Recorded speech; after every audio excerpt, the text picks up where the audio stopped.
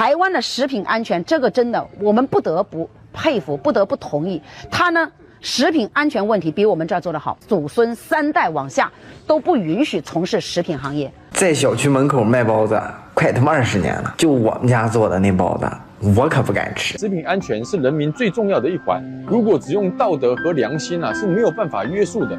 而且台湾省是一个佛教有信仰的一个地方，大家总觉得人在做天在看，你做不好的事情的时候，一定会有报应的。请好好爱护我们自己的同胞，不然生儿子会没屁眼的。这种外面小摊上卖的1块钱1杯的豆浆，你就喝吧，一喝一个不吱声。啊，我去！大家好，民以食为天，无论在哪个国家，食品安全问题一直都是老百姓最关心的事情之一。但是近些年来，大陆和台湾在食品安全方面的距离却越来越大，这到底是怎么回事呢？今天就让我们一探究竟。先从两地的早餐开始，一起来看视频。台湾有些东西做得不错，比如说第一个吃的，我自己去金门去台湾，我自己亲身感受最明显是什么呢？台湾食品安全比我们内地做得好，你们同不同意？同意。台湾的食品安全，这个真的我们不得不佩服，不得不同意。它呢，食品安全问题比我们这儿做得好，在他那儿，他们从事食品行业的人，做吃的人，如果他的东西出现了食品安全问题，他们祖孙3代往下都不允许从事食品行业。他们的规矩，它跟我们内地这边食品安全是完全2种不一样的。所以我们说这个，确实值得我们去学习的地方。看一下啊，这是台湾的这个油炸的东西，然后这个油都是新的，他们都不用回炸油。坚决不用回炸油，这个食品安全仅次于美国。你看，这都是现炸的。这旁边这不是老板，咱就随便问一下这个老板，老板你们是不是都不用回炸油？看到没有？坚决不用回炸油，是不是？所以说，台湾的这个食品安全是很安全的。你看啊，有的人说啊，那个油黄黄的，因为它那个锅底的颜色，它的油是新油啊。坚决不用回炸油，看到没有？非常好吃啊！排骨酥，台湾最有名的小吃排骨酥，无忌排骨酥。这是在撇地沟油吗？这在捞吗？他还在东张西望，但是他就是不看上面，我觉得不好，我觉得不太好呀。我操！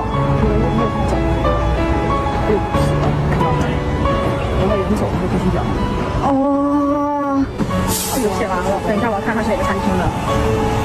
这还叫面包车吗？这个收垃圾的刚好来了，踩着这个点的话，收走之前撇了。啊！哇，我要吐了！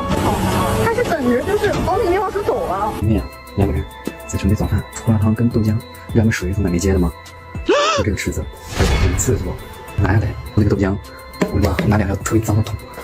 然后水滴下去，然后那个水管一滴出来，做了个豆浆跟胡辣汤。我再也不在路边吃早饭了，没有门店就只能这样干。早餐作为一天中的第一餐，是本土饮食文化中的一个显著标志，无论在台湾还是中国大陆，都扮演着重要的角色。台湾的早餐文化历来以多样化、健康新鲜为主题。从街头巷尾的小吃摊到连锁早餐店，台湾的早餐选择非常丰富。手工制作的新鲜早餐不仅是当地人日常生活的一部分，也吸引了大量的外来游客。许多台湾早餐店十分注重食材的新鲜和手工制作的过程，从现场现做的煎蛋饼、烧饼、油条到现磨豆浆等，都强调当地手工技术，确保食品的卫生和品质。可能很多人会有疑问，难道大陆不是这样的吗？你别说，还真不是。如果时间往前推移30年，那在中国大陆吃的早餐还是很健康的。当时的食品价格低廉，只需要几毛钱就可能吃上一顿美味的早餐，更不用担心食物里包裹着什么恶心的东西。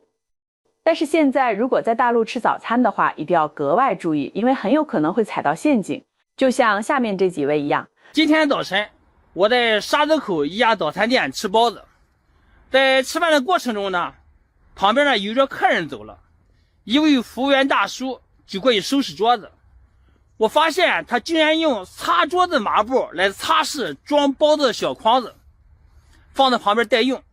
而且呢，这个小筐子根本就不用水去清洗。我当时就是看恶心了，我就找老板娘投诉，人家老板娘根本就不接受，而且呢还有一肚子的理由和原因。我看了看，也只能无奈的笑了笑走了。您说就这样的店它能好吗？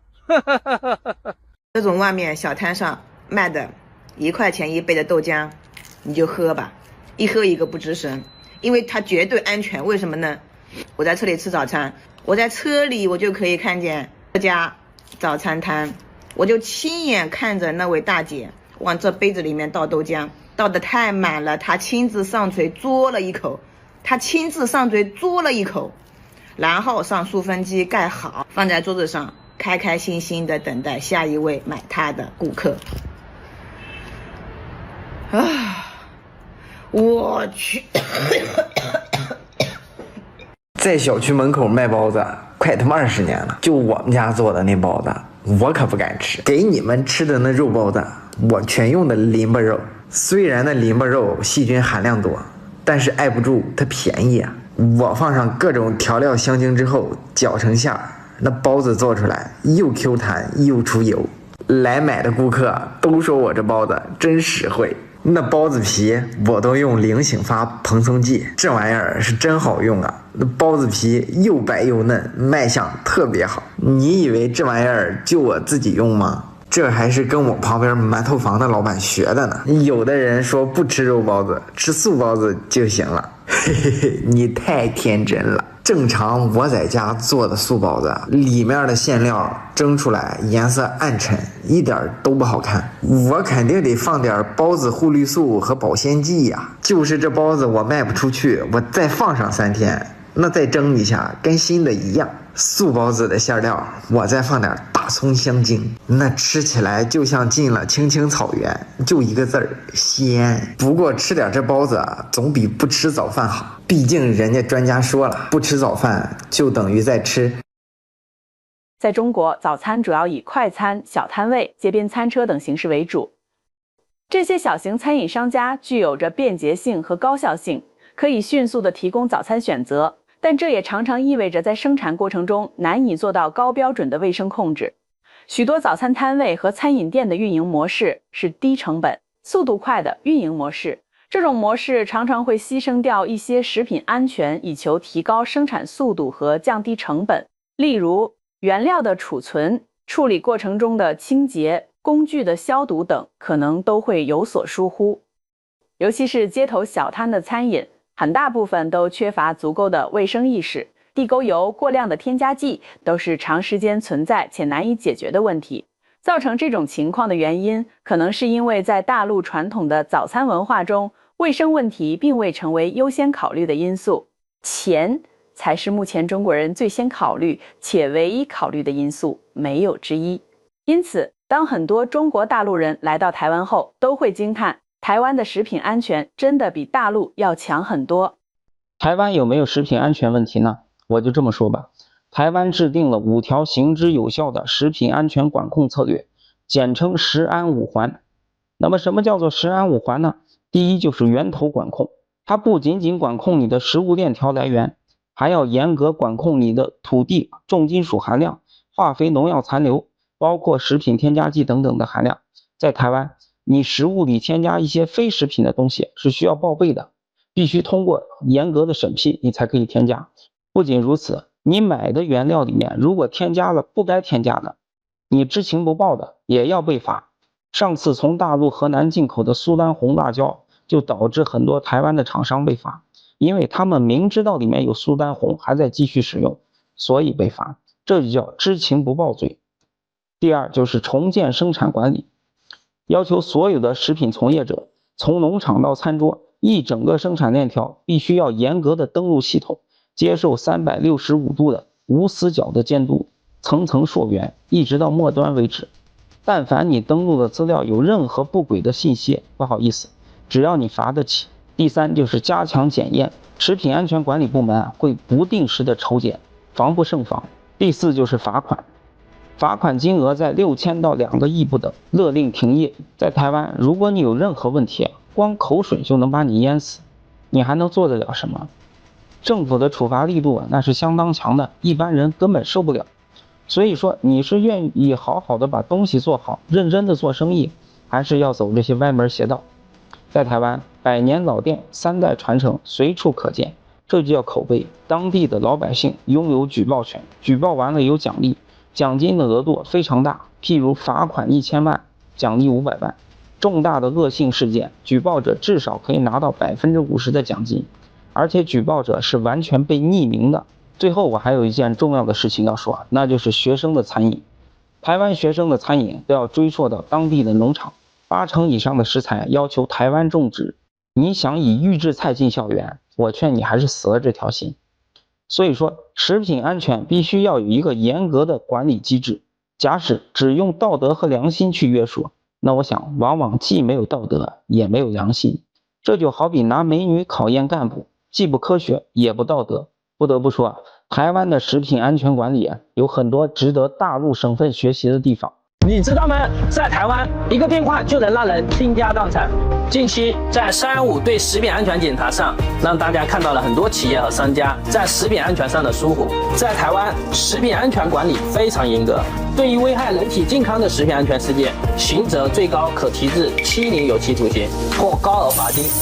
也许正是因为完善的监管制度和严厉的处罚，才能大大减少偷工减料、以次充好的现象，让消费者买得放心、吃得安全，应该也是我们每一个食品行业人员的责任，也是大家一起努力的目标。食品的问题在台湾很严格啊，这不是开玩笑的呢，这不是像说玩具啦或什么啦这是攸关生命呢，吃下去在肚子里面呢，很严格啊。台湾的法对食品的安全要求比较严格，不是你乱糊弄或什么的查到你如果食品就是伪造不实或什么，公司会破产呢。譬如说很多不是日期就是已经到期了吗？他就马上又给你盖新的，然后再贴新的日期，有的1、2年了，你还在贴新的，是不是又在卖人？这个没有良心的企业，如果你被查到了他让你公司倾家荡产。台湾在食品安全方面有着严格的监管，食品安全管理由卫生福利部食品药物管理署负责监控和管理，有专门的法规来确保食品从源头到消费者餐桌的安全。所有食材都必须符合标准，并设有完善的原料追溯系统，任何食材的来源都能追溯到农场或工厂，确保食材的安全，并且会对食品安全有问题的商家采取严格的惩罚措施。一旦食品商家违反卫生和安全标准，政府即可对其处以最高300万新台币的罚款。对于较为严重的违规行为，撤销其经营许可证；对存在安全隐患的食品商家，则必须进行产品召回，并对消费者进行赔偿。如果商家生产、销售的食品对公共安全造成重大危害，相关责任人可能会被判处1年以上5年以下有期徒刑。而中国大陆地区则因为发展不均衡，部分地方的餐饮监管相对薄弱。尤其在一些经济发展较为滞后的城市或地区，可能因为人手、经费、设备等方面的不足，难以全面地执行餐饮卫生监管，这导致一些餐饮摊位的卫生条件极差，甚至存在食品制作过程不符合卫生标准的情况。特别是在一些2、3线城市或农村地区，监管不到位或执法力度不足的问题尤为严重。更重要的是，在中国，食品安全是随时可以通过金钱贿赂的方式来解决的。很多商家都会定期的送礼来确保自己生产的食品没有安全问题。美团外卖订单星期10处理。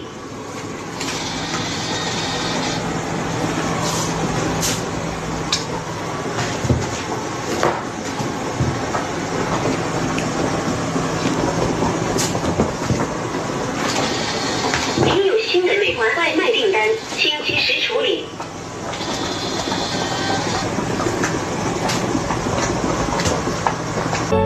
这是什么？它有皮蛋瘦肉，它有做的时候呢。鸡蛋吗？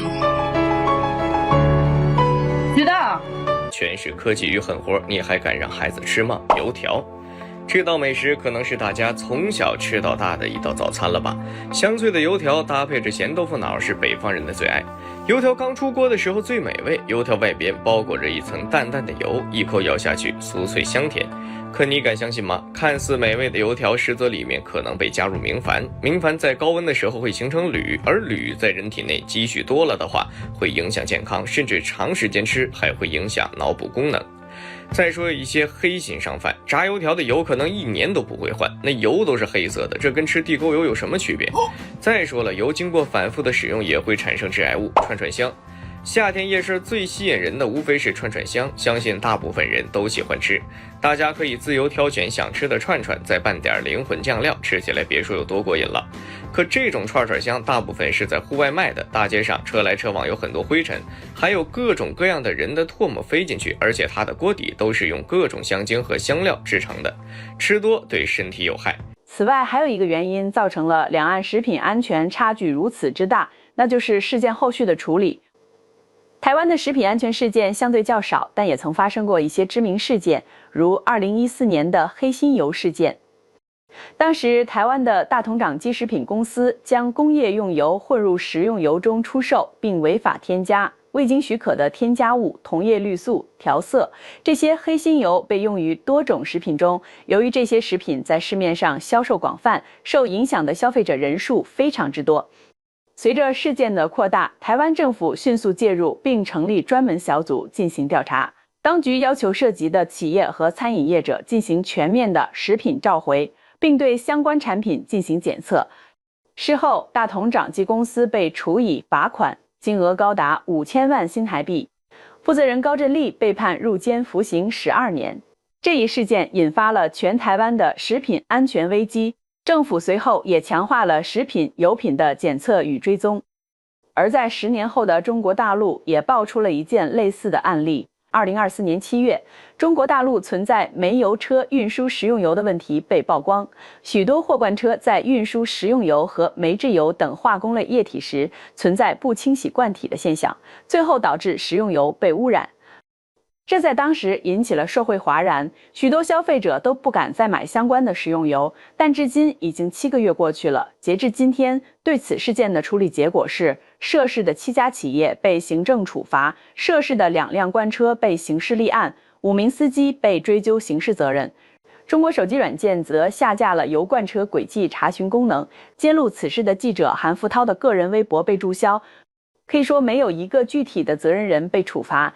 借用一位网友的评论，在中国食品安全、健康卫生这种事本身就不该是老百姓该担心的问题，因为担心也没用，比起这些食品的不安全，老百姓更怕的其实是穷。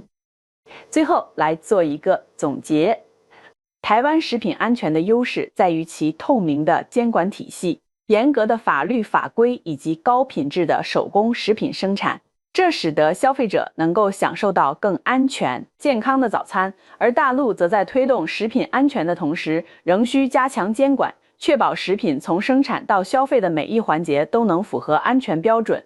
由于历史上出现过多次食品安全危机，消费者的信任恢复仍需时间。